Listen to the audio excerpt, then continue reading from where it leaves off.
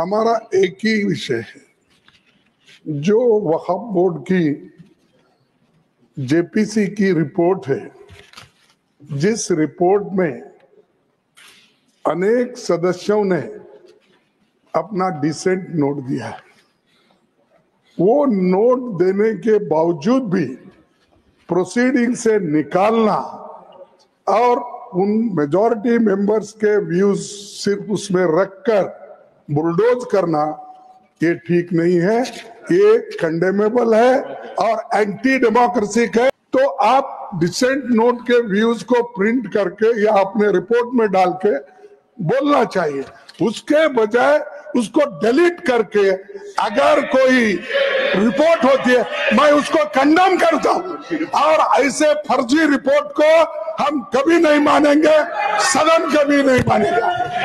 और जब procedure follow नहीं होती, वो पार्ट ऑफ इस हाउस का विभाग नहीं बन सकता।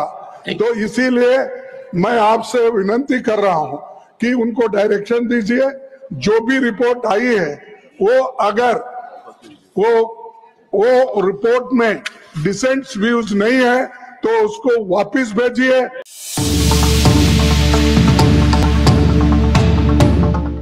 आदाब, नमस्कार, सत श्री अकाल।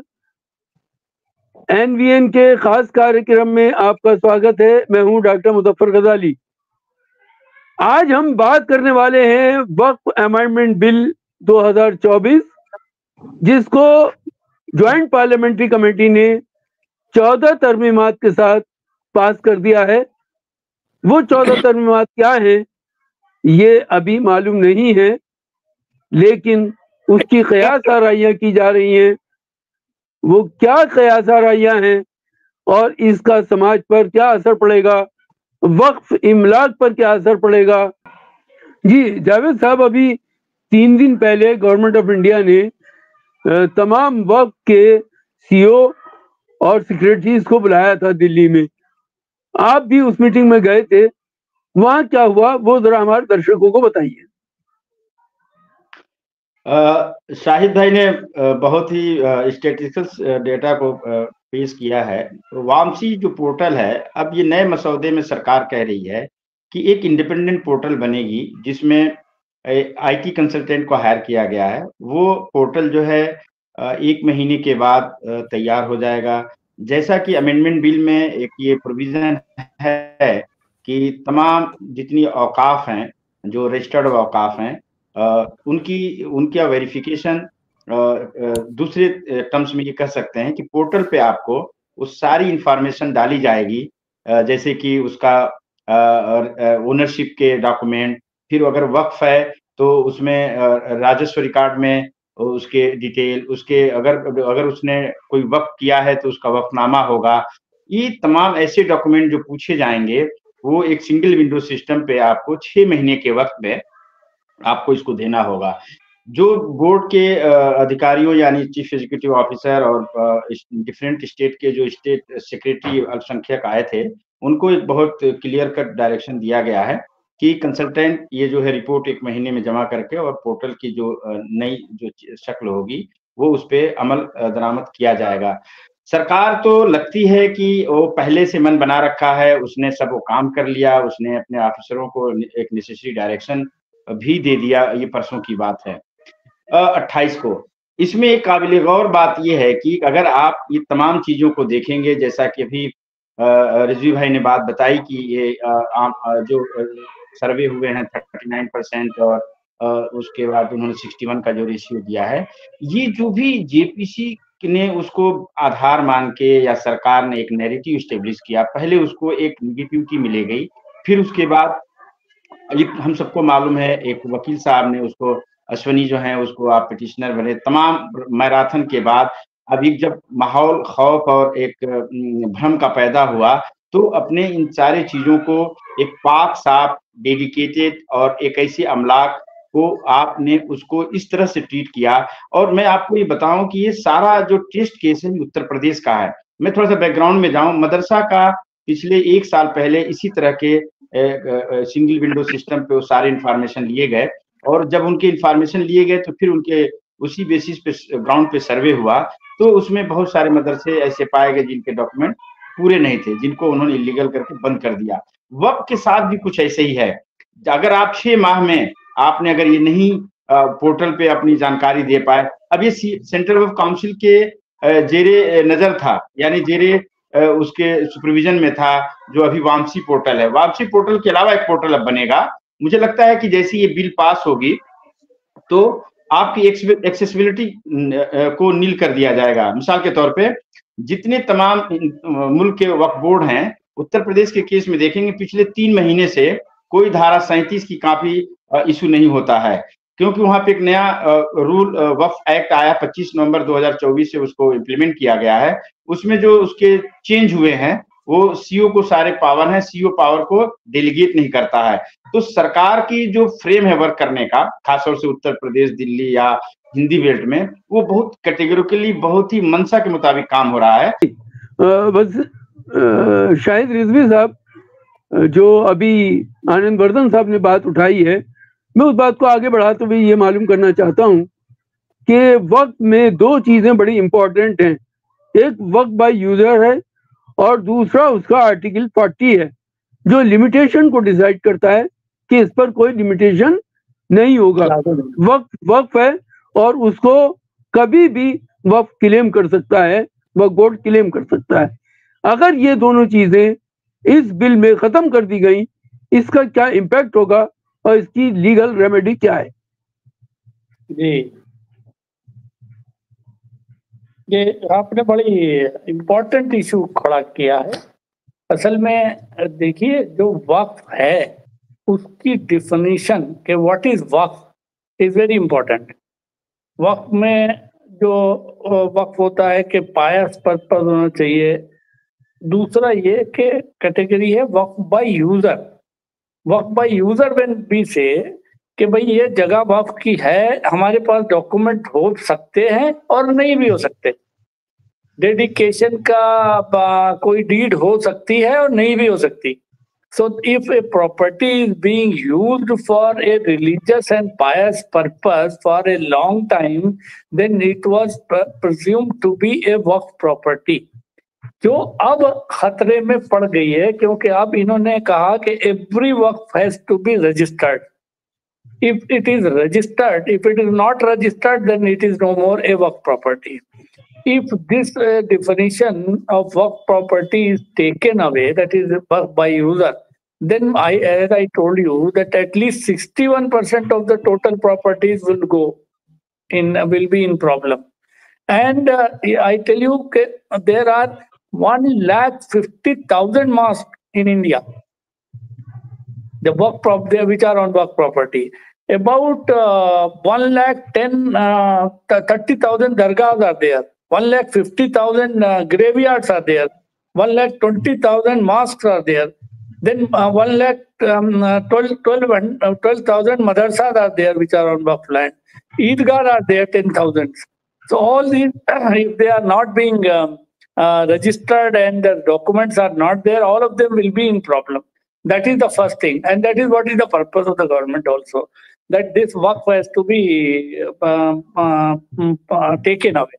And there are more than 1,000 government properties which are waqf properties, which the government wants that now these properties, whether they are waqf properties or not, this issue has to be decided by collector, or now they say a special officer appointed by the government, meaning thereby a government officer will decide as to whether this property is a government property or a waqf property. So this is like you are deciding in your own cause. A litigant is deciding as to what is my case. So this is against all canon of rule of law. So this is there. Secondly, as our panelist, Robert panelist was saying, that now these properties are scattered all over 15 all over states. About 15 states, there are 97% of the properties. And out of these 15 states, 8 are BJP ruled states. And 1/4 of the properties are situated in UP alone. So you can understand what will happen with them. So therefore, all this is a device to scatter, to snatch away, and to demolish the entire concept of Waqf, and to teach Muslims a lesson. And similar issues which had arisen in Babri Masjid, because Babri Masjid also was a case of Waqf. One of the arguments that it is Waqf, though the judgment says that it was not a Waqf because the deeds, etc., dedication was not proved. But from there, the issues had arisen. And after that, one after another, these mosques or religious places are subject matter of litigation. And there, the main argument of Muslim sides was either of 1991 Act or the property, the Waqf property. So therefore, civil suit has no jurisdiction, tribunal will decide. So all this has been done to meet those arguments through legislative device. जी शायद साहब मैं आता हूँ आपके पास। जावेद साहब, मेरा आपसे ये सवाल है कि डॉक्यूमेंटेशन में क्या क्या दिक्कतें आने वाली हैं, और इस बिल में गवर्नमेंट को भी एक बार पहली बार डिफाइन किया गया है कि व्हाट इज द गवर्नमेंट, और गवर्नमेंट एक आइडेंटिटी के तौर पे इसमें पेश किया गया है। इसका क्या मतलब है? उत्तर प्रदेश सरकार ने एक supreme high court Lucknow bench के आदेश पर पिछले 6 महीने से सर्वे किया है और तमाम जिलों में सर्वे किया है। उसमें एक लिस्ट बनाया है जो जेपीसी को प्रस्तुत किया है। उसमें साफ और वाज़ेह तौर पे लिखा है और उसके कैटेगराइज किया है, जैसे कि 14,000 हेक्टेयर जमीन का सर्वे किया गया, जिसमें 11,000 हेक्टेयर जो सर्वे हुए हैं प्रॉपर्टी, उनके रिकॉर्ड जो हैं वो मिसमैच हैं, जो रेवेन्यू रिकॉर्ड से ये साबित नहीं होते हैं कि वक्फ हैं। दूसरी जो इम्पोर्टेंट बात है कि सिर्फ लखनऊ में ही या पूरे प्रदेश में जो 75 हैं उसमें 39 ऐसी वक्फ अमलाक हैं जिसपे सरकारी या सेमी गवर्नमेंट या सेंट्रल गवर्नमेंट, स्टेट गवर्नमेंट की का उस पे कब्जा है, यानी अतिक्रमण है। इस कानून के आने के बाद ये वक्फ नहीं रहेगा। तीसरी बात, जो ऐसी संपत्तियां जो सर्वे करके लाई गई हैं जिसमें नजूल या ऐसी चीजों को दर्शाया गया है जिसमें इनका कहना है कि नोएडा के केस में 18, 16 और 19 के सामने एक कब्रिस्तान है जो कदीम है, लेकिन इनके सर्वे के मुताबिक बताया जाता है कि वो वक्फ बोर्ड में तो इंदराज है लेकिन राजस्व में नहीं है। दिल्ली में 123 वक्फ प्रॉपर्टी पे डायरेक्ट असर पड़ेगा जिसपे इनका एक डिस्प्यूट चल रहा है। इसी तरह तमाम आप हिंदुस्तान में देखेंगे, खासतौर से मैं एक आपको वाकया बताता हूँ। 2022 में एक हुबली शहर में बहुत ही कदीम प्राचीन मंदिर 250 वर्ष पुरानी हाईकोर्ट के आदेश से डिमोलिश कर दिया गया। 2009 में एक हैदराबाद के मैटर में सुप्रीम कोर्ट का एक आदेश था कि लॉ एंड ऑर्डर और लैंड जो सब्जेक्ट है वो स्टेट सब्जेक्ट है, अगर चाहे सरकार तो उसमें कानून ला सकती है। तो बीजेपी रूल्ड स्टेट कर्नाटका में गवर्नमेंट की जमीन को नवैयत को डिफाइन किया कि उसमें कौन कौन सी ऐसी जमीन है जिसमें वक्फ या तमाम धर्मार्थ को उसने एक लीगल सैंक्टिटी दी। मिसाल के तौर पे अगर कोई भी धर्मार्थ किसी भी सरकारी अथवा प्राइवेट पर अगर वो 2011 से पहले बनी हुई है तो सरकार उसकी सुरक्षा और उसकी स्वायत्ता की जिम्मेदारी लेती है। लेकिन अगर 2011 के में कोई एक्सेप्शनल है, उसके बाद की जमीन कोई डिस्प्यूट है, उसको एग्जेम्प्ट किया। तो सरकार की जो मंशा है कर्नाटका में बहुत साफ और शफाफ थी, वो religious protection property act bill को लाती है और वहां पे तहफ्फुज और मुहाफजत फरामाती है। लेकिन वही चीज जब एक पर्सपेक्टिव जब बदल जाता है, जब मंशा बदल जाता है, तो अब ये वक्त फ्रॉम द बिगिनिंग, जैसे मिसाल के तौर पे 5 साल का मुसलमान की सर्टिफिकेट कौन देगा, एक तरफ से कहती है ये पहली बिल की जो प्रियम्बल है कि वक्त को उम्मीद पढ़ा जाएगा। अब गैर मुस्लिम जो है, जो उसकी रिलीजियस और उसकी एक मौलिक अधिकार है दान देने के लिए, अब मुसलमान ही अब वक्फ कर सकता है और यहाँ से तो विंडो बंद किया जाता है। दूसरी तरफ ये कहा जाता है कि 5 साल का मुसलमान वक्फ क्रिएट कर सकता है और वक्फ इस्तेमाल कर सकता है। तो ये कंट्ररी और कन्फ्लिक्ट है। और जैसे अभी हमारे पैनलिस्ट ने कहा कि इसमें जो सबसे बड़ी जो खतरनाक बात है डॉक्यूमेंटेशन पे, कि सरकार अपने विंडो को बंद कर लेगी। जैसे उत्तर प्रदेश में बताया कि 2 महीने से आप वहां पे कोई भी वेरिफिकेशन के डॉक्यूमेंट ग्राउंड पे नहीं दे पाए हैं। जैसे तहसीलदार पटवारी अगर मौके पर पहुंच रहा है तो उसको धारा 37 की कॉपी चाहिए। वो धारा 37 कॉपी जो है ऑनलाइन नहीं है, वक्फ बोर्ड के ऑफिस में मिलता है। वो सरकारी ऑफिसर जो ज्वाइंट सेक्रेटरी रैंक का अब होगा, वो वहां पे अवेलेबल नहीं है। तो ये बहुत बड़ी एक मतलब अजीब सी सिचुएशन पैदा होना है, जिसका सरकार अगर वोट से देख लिया जाए या उसका कोई भी मंशा हो, लेकिन वक्फ के साथ ये नाइंसाफी है। वक्फ के दिमाग के तमाम ऐसे चीजें आ रही हैं सामने कि उत्तर प्रदेश के केस में जहां पर भी शमशान घाट या कब्रिस्तान की जमीनों को या ईदगाह सनाबिल की जमीनों को रेवेन्यू रिकॉर्ड में अगर उसको बंजर और प्रति में देखा गया है, तकरीबन 20,000 गांवों में कूड़ा घर और तमाम उसके स्कीम चल रही है जिसमें जमीन चाहिए, पानी की टंकी चाहिए। तो सरकार को पास अब सरकारी जमीन नहीं है। तो वक्फ एक ऐसा अमलाक उत्तर प्रदेश, बिहार और दिल्ली में पाया जाता है जहां सरकार को बड़ी अमलाक चाहिए। जिसमें एक बहुत बड़ी बात आपको मैं बताऊं कि एंटेलियो जो है वो एक वक्फ के टाइटल पर है, मुकदमा उसका हाईकोर्ट में चल रहा है। वो एक दुनिया के मशहूर और एक बहुत अमीरों में अमीर हैं, लेकिन उनकी भी वक्फ संपत्ति जो है वक्फ में डिस्प्यूटेड है, 1600 करोड़ की है। ये भी इसको फायदा पहुंच सकता है। और जो इंक्रोस्ट है उसमें अगर देखेंगे आप तो उसमें बहुत ही मतलब एक बहुत लाइट पनिशमेंट की बात कही गई है। पहले वाले एक्ट में प्रोविजन था कि उसको 3 साल की सजा भी हो सकती थी और उसकी रिकवरी भी हो सकती है। अब क्या है, 50,000 रुपये दे के वो क्लीन चिट ले सकता है। तो जो इंक्रोचर हैं, एक अच्छी बात इस एक्ट में है, अच्छी भी बात है कि अगर कोई इंक्रोचर स्टेब्लिश हो जाता है तो उससे जमीन खाली कराना उत्तर प्रदेश के केस में बहुत ही स्ट्रिंजेंट और डिटरेंट लॉ बनाया है कि वो जमीन 45 दिन में एसडीएम को ये आदेश होगा सीओ वक्फ बोर्ड की तरफ से कि वो खाली करा सकता है। लेकिन सवाल ये है कि पहले वक्फ बचे, वक्फ की सेंसिटी बचे और जिस पर्पज से है उसी का हो सकता है। सरकार ये समझ रही है कि जितनी वक्फ अलल औलाद या अलल खैर हैं उसको सरकारी तौर पे उसको लॉजिस्टिक तमाम जो प्रोजेक्ट चल रहे हैं उसमें इस्तेमाल करने की मंशा है। आपको मैं बताऊं 300 तो ऐसे मैं आपके पास आता हूं। पहले आनंद वर्धन साहब से एक टिप्पणी ले लें। आनंद वर्धन जी, क्या वक्फ की प्रॉपर्टी को नुज़ूल प्रॉपर्टी के तौर पे इस्तेमाल करना तो मंशा नहीं है गवर्नमेंट का? नजूल हो तब भी मंशा ठीक है, नजूल हो तब भी मंशा ठीक है। मैं तो ये कह रहा हूं कि ये बेचने के चक्कर, देखिए कुछ चीजें आपको पहले अपनी नीयत को साफ करना दिखाना होगा और वो नीयत आज नहीं साफ दिखती है। मैं इसलिए कह रहा हूं, मैं उसके नुक्तों में नहीं जा रहा हूं क्योंकि नुक्तों में क्या जाएंगे। एक रिजवी साहब ने बताया कि उसको ऐसे है, वो लीगल फ्रेमवर्क किस लीगल फ्रेमवर्क की बात कर रहे हैं? सुप्रीम कोर्ट ने तो ऑर्डर दिया था कि बाबरी मस्जिद को जो ढाया गया था वो क्रिमिनल एक्ट था, तो आप कर लीजिए ऑर्डर। आप किस लीगल फ्रेमवर्क की बात कर रहे हैं? इस देश की फुल कोर्ट बेंच ने कहा था कि ये वर्शिप एक्ट लगेगा। आप किस फ्रेमवर्क की बात कर रहे हैं? नहीं मानता हूं मैं। इस देश के हाई कोर्ट का बैठा हुआ एक जज कहता है ये देश बहुसंख्यक से चलेगा। वो इस देश के बेसिक जिस संविधान की उसने शपथ ली। मैं इसलिए इसको कह रहा हूं कि ये आप इसके नुआंसेस में रह जाइए कि सब पैरा 1 का 2 का 3 ये है। अरे ये सब तो बाद में होता रहेगा, ये सब पैरा 2 का 3 अपना पढ़ते रहिएगा। मोटी बात तो पहले समझ लीजिए।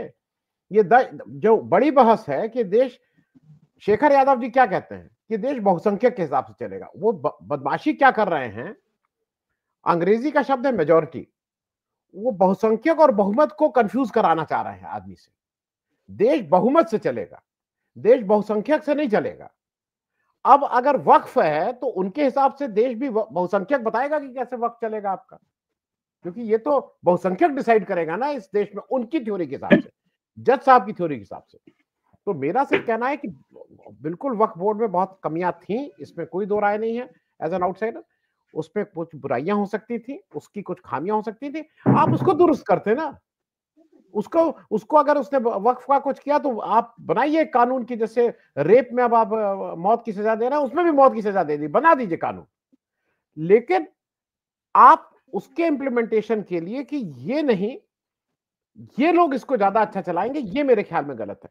जो नियत, जो मेरी, जो मैं बार बार जो कह रहा हूं, जैसे जम्मू कश्मीर में वक्फ नहीं है, हिंदुस्तान की अकेली एक ऐसी स्टेट जहां पे मुस्लिम बाहुल्य हैं भाई, वहां पे वक्फ नहीं है, ये ध्यान रखिए। मैं ये कह रहा हूं कि इसको वक्त कैसे है। ट्विस्ट एंड टर्न, नहीं है, वहां भी वक्त बोर्ड बनाया गया है, वहां पे That's वक्त not बोर्ड true. एस्टेब्लिश हो नहीं हाँ, है, 3 साल पहले हो से गया। ही। हाँ मतलब ठीक है। 370 के ये सब बात की बातें हैं। नहीं मैं पहले सिया से भी अब वक्त बना है। है, पहले भी था, सिया जी अब जी बना है। जी पहले जी से आनंद वर्धन जी पूरी कीजिए अपनी बताइए, बात। आप अपनी बात कंप्लीट करिए। जी, तो मेरा जी सिर्फ कहना यह है कि जो वक्फ वाला मामला है, इसके अगर मुझसे आप जब बात करने को कहेंगे तो मैं उसकी डिटेलिंग में नहीं आऊंगा। अब वो जैसे वो जो शाश्वत कमेटी थी, वो अजीब सी तरह की बातें करती थी कि इसका टोटल वैल्यू 1,20,000, तो इसमें एनुअल रिटर्न कम से कम 12,000 करोड़ आना चाहिए, तो 10% रिटर्न मिलता है किसी को। आप अपना एफडी तो ले जाके करते हैं तो 6%, किराए पे घर देते हैं तो 3%। कौन सा घर आज अगर आप 1 करोड़ का घर है तो कितने लोग जरा बता दें मुझे कि 1 करोड़ का घर उनको 10% का रिटर्न देता है। मेरा कहना यह है कि ये आपको 10 लाख रुपए 1 करोड़ का घर खरीद के मुझे ही कोई बता दे, मैं खरीद के दे दूंगा अगर 10% सरकार की। तो ये बदमाशी वाली बात है, ये घुमाने वाली बात है। मुझे लगता है कि ये जो लार्जर इश्यूज है उसको एड्रेस नहीं किया गया है, और जैसा रिजवी साहब ने कहा उत्तर प्रदेश में इसका सबसे बड़ा रिपरकशन होगा। वो वोट, अच्छा अभी वोट क्या है ना, वो कोई हिंदू को नहीं मिलेगा। हिंदू इसलिए जो जो एक हिंदुत्व को मानने वाले हिंदू हैं वो इसलिए खुश होंगे कि मुसलमान परेशान हो रहा है। हमें कुछ मिल रहा है इससे कोई नहीं है, परेशान वो हो रहा है इसलिए हम खुश हो रहे हैं। तो ये एक अजीब सा एक आपको सुन के मैं, क्योंकि ये बताना जरूरी है इस शो पे, मालूम नहीं आपको ये अभी आप तक इत्तला आई है कि नहीं। इलाहाबाद की आज तमाम मस्जिदों ने अपने दरवाजे खोल दिए हैं, वहां पे खाना बन रहा है, वहां पे रात में लोगों को रोका जा रहा है। उन मस्जिदों के नाम मेरे शो में अभी थे, मुझे तुरंत याद नहीं है, मेरे शोज में हैं, जिन मस्जिद में लोग 1,000 लोग वहां पे रात में रुके हैं, और उन्होंने कहा जब तक आपकी ट्रेन या वो ना हो जाए आप यहीं रुकिए। और 4, 6, 10 मस्जिद के नाम से मैं बता रहा हूं, ये तो किसी ने नहीं बताया ना, ये किसी ने नहीं बताया। मैं इसलिए, और ये कहा गया कि मस्जिद खबरदार अगर मुसलमान अंदर घुसा तो, मुसलमान को घुसने पे रोक है इस बार कुंभ में। उसको दुकान में भी अगर कोई नौकरी कर रहा है तो उसको कहा गया है कि गांव चले जाओ। ये भूल जाते हैं कि 2000, इसमें से बहुत से लोगों का, वो एक ऐसा व्यक्ति है, बहुत से लोगों का उससे दो मत हो सकते हैं, लेकिन ये याद रखिएगा 2013 का कुंभ एक मुसलमान मंत्री ने कराया था और सक्सेसफुली कराया था। मैं लार्जर क्वेश्चन को कह रहा हूं, मैं फिर से कह रहा हूं, ये वक्फ आए ना आए जो भी हो, जैसे मैं बिल्कुल इसका हूं कि राम जन्मभूमि में अगर डीएम उसका एक्स ऑफिशियो है तो डीएम की कोई जात हो, वो डीएम कोई धर्म का हो, लेकिन वो डीएम के पद से होना चाहिए, अगर पदेन पद है। लेकिन वहां अगर आप क्वालिफाई कर रहे हैं और यहाँ पे आप नहीं कर रहे हैं तो आप ये दो मुही बात कर रहे हैं। तो इसलिए जो ज्यादा खतरा मुझे नजर आ रहा है, और खास करके अभी के माहौल में, वो थोड़ा अभी तो परेशानी और है, वो उस परेशानी को और बढ़ाने की तरफ एक स्टेप और हुआ है जी। तो मेरे शो का टाइम खत्म हो रहा है। आखिर में मैं सलीम साहब आपसे गुजारिश करूंगा कि आपकी आखिरी टिप्पणी। 2-3 बातें मैं इस डिस्कशन में समझ में आई। एक तो ये कि ये सीधे सीधे एनआरसी जैसा मामला है कि भाई कागज दिखाओ। अब आप कागज नहीं दिखा सकते तो आप जो है वो शहरी नहीं है, आप वक्फ का जो है वो कागज नहीं दिखा सकते तो ये वक्फ नहीं है। अच्छा, कागज सही है या नहीं है? आपका नाम में सलीम SALIM लिखा है या SALEM लिखा है, तो वो सरकारी ऑफिसर बोलेगा कि ये जो कागज है ये तुम्हारा गलत है, इसलिए मैं इसको नहीं मानता, हालांकि जो है वो तुम सही हो, यहाँ पैदा हुए हो।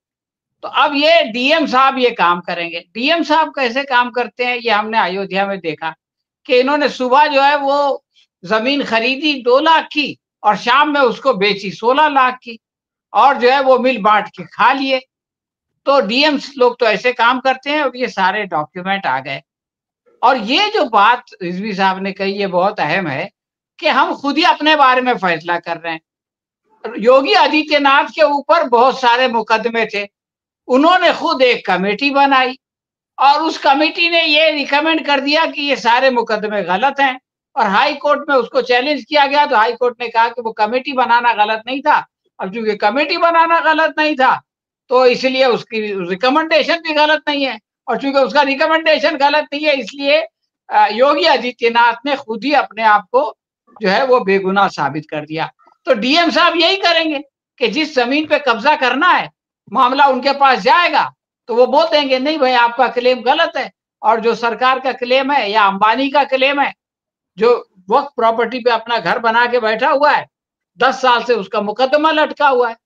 अब चूंकि वो वक्फ बोर्ड का मामला था इसलिए नहीं हो रहा था, अब ये डीएम साहब को वो जो है वो 4 आना दे देगा तो वो जो है वो 40 रुपए का घर बना देंगे। तो ये जो चक्कर है ना, दूसरों की प्रॉपर्टी को पे कब्जा करना और उसके जरिए से सियासी फायदा हासिल करने की कोशिश करना कि देखो हमने मुसलमानों को परेशान किया इसलिए तुम हमको वोट दो, ये बहुत ही खतरनाक चक्कर है। और मैं ये समझता हूँ कि ये एक और बात आनंद वर्धन साहब ने कही थी कि वसीम रजवी साहब को हमने बोर्ड का मेंबर, इस तरह ये बोर्ड के सारे मेंबर और चेयरमैन सरकार बनाती है, कोई पब्लिक से नहीं पूछा जाता, और ये वक्फ तरमीम से पहले और तरमीम के बाद भी यही होता रहेगा। तो इसी तरह के लोग जो है सरकार के जो चापलूस लोग होंगे वही आएंगे, और उसके लिए कम्युनिटी को आप कभी भी ब्लेम नहीं कर सकते। शुक्रिया जी। मैं इस वीडियो में इतना ही। आपने अगर अभी तक हमारा चैनल सब्सक्राइब नहीं किया तो सब्सक्राइब कीजिए, लाइक कीजिए और शेयर कीजिए। तमाम मेहमानों का इस चर्चा में भाग लेने के लिए शुक्रिया। अगर आपकी कोई राय हो तो कमेंट बॉक्स में कमेंट जरूर कीजिए। बहुत बहुत शुक्रिया।